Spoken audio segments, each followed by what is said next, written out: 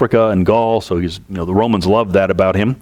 And he's so loved by his soldiers. He treats them really well, and they're winners, and they love him. So he's the perfect candidate to bring peace and order to Rome. And he also reformed the legions, by the way. I'll just kind of diverge here for a little bit and talk about how he reformed the legions. This is what I was talking about how they adopt the Greek phalanx and then figured out that it needs to change a little bit. One of the problems with the Greek phalanx is in reforming a huge line, it's hard to move, it's hard to maneuver. I mean, Hannibal had wrecked their armies because they can't turn. So he creates what is called the cohort legion, a legion of 6,000 men, that'll be the standard unit, and then broken into 10 units of 600 men. And this will make them a little more easy to train, a little more maneuverable in the battlefield. It looks something like this. The old phalanx in the upper right-hand corner was just a line.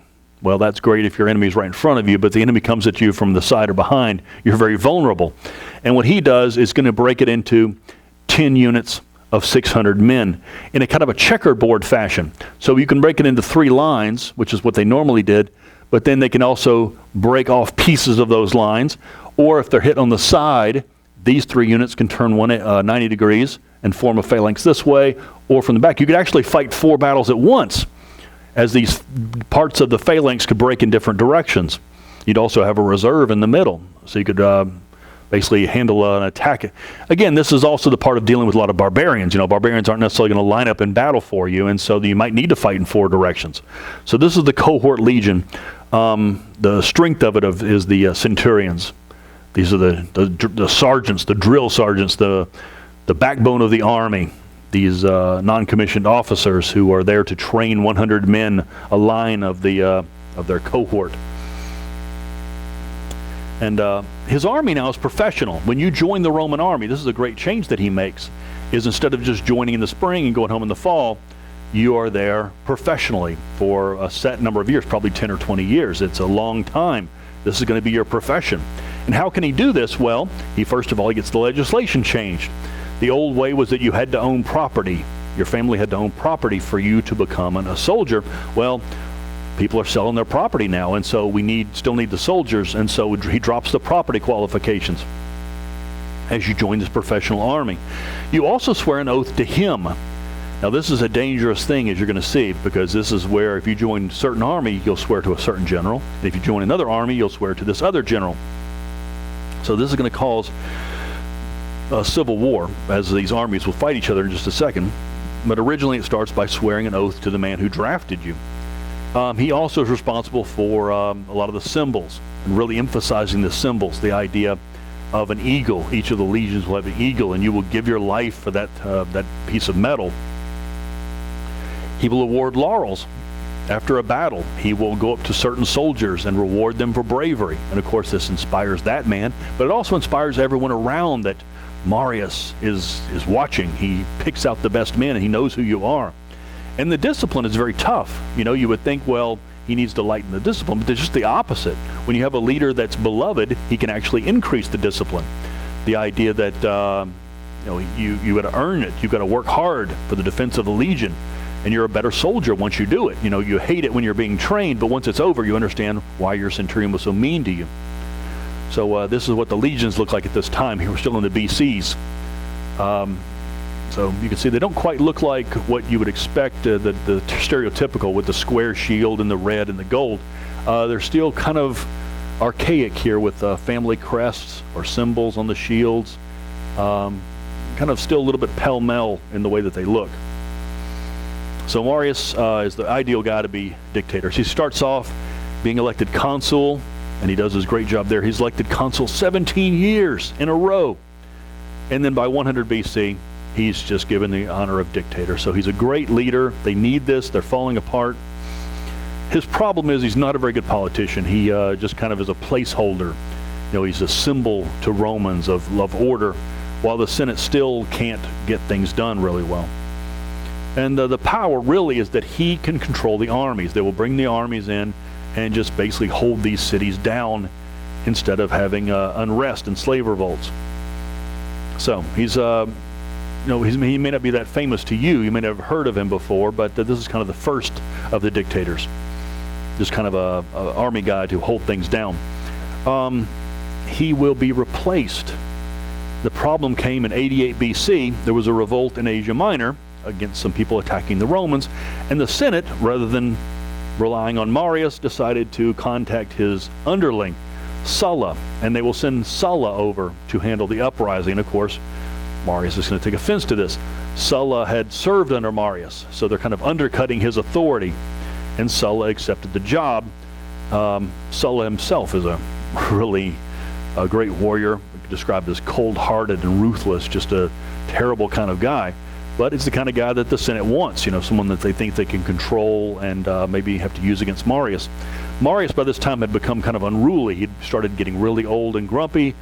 Some describe him as half insane, and this really drives him over the brink, the fact that they've recruited his right-hand man against him. And he will lead, when Sulla leaves, he will rain terror down on the Senate. Anyone who was supporting Sulla against him might be executed in this reign of terror. So Sulla supporters now have to cower in fear, and they want Sulla to come back. They need him back to protect them. So you end up with a civil war. When Sulla comes back, you'll actually have a civil war between the older, crazed Marius and his legions versus the younger Sulla and his victorious legions. You've actually got now warfare around the Italian peninsula as armies are under Marius or army is under Sulla. Legion versus legion fighting throughout Italy. It's just terrible. I mean, just adding salt in the wound. We thought we might have healed things up, and instead now you've got open warfare. And it ends when Marius finally dies. In 86 BC, Marius finally steps aside by dying, and then Sulla is made dictator for life. And Sulla does not make things any easier. He will announce a list. All these Marius supporters must be executed, including their entire families. List of people to be executed. It's interesting to note on this list is actually Julius Caesar. Caesar had been a Marius supporter, and he will have to beg for his life now, and Sulla will grant him mercy. One of the few people he grants mercy to. But Sulla will be described as conservative. He will try to maintain the old republic, although we're kind of looking at this thinking there's no way the old government can survive. But Sulla's going to be the kind of guy who says, well, we need the old government back. The old way's the best way. But mainly just law and order, just clamping down, holding steady when things really need to make a change. He will return power to a Senate that just can't function correctly. So we just kind of have abiding our time, waiting for something to happen, waiting for a change. A little bit about Sulla here. What makes him really great to the Romans is that he's one of the few dictators who steps down. Most dictators will just, like Marius, grow old and insane until they're finally dead. And Sulla actually stepped down. Getting older, he actually stepped aside and then will die after that. So he actually made a good move, became quite famous and beloved for that. His epitaph reads that no man has done more for his friends. In other words, very loyal to the people who support him and harm to his enemies. So if you crossed him, he's going to get you, which is ideal for the Romans. They love that. Loyal to the people that you should be loyal to and a terror to those who've opposed you. But you can see that the effects of this, why are we talking about this period, this kind of holding down of things, is that there's terrible things happening, and the solution is just to hope it goes away, and it's not going to go away. The effects of Marius and Sulla really show this, that you're going to have be a military man. The Romans are looking for a military man. They're military people, and you're going to have to be military to control them. And so they begin to look for the next dictator. It's the only way. Only a dictator, many of them feel, can make things right or can actually run the show. And many of them talk about this, that the republic must end. It's a great thing. Look back at your history and pride yourself on res publica and all your great history of overcoming the Etruscans and overcoming Hannibal. And but they just reached a tipping point where the old government just can't function. The old republic system just will not work. And you've now got just open warfare and open hatred as families are killing families. Now, Marius supporters versus Sulla supporters, and lots of bitterness and hatred, and of course this just won't go away. Romans are vengeful-minded, and there's a lot of hatred to be going on. And I just want to show you that this is happening in Rome while you're running an empire, or trying to run an empire, and fortunately for them, there's just kind of not much out there. They've kind of conquered most of everything, so they're allowed to kind of straighten their own situation out.